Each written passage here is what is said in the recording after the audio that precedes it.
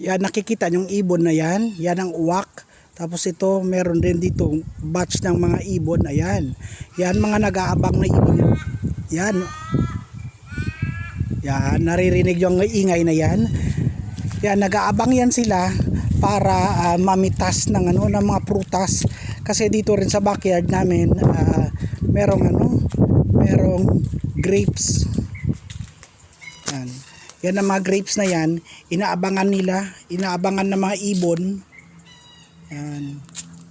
Inaabangan ng mga ibon na yan para pitasin.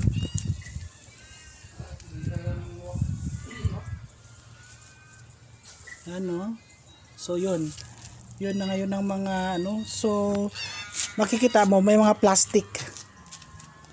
Yan, ang plastic na yan, protection yan against sa mga uwak at saka sa mga ibon na dumadagit ng mga prutas tulad ng grapes dito. Yan. Ayan na. Oh.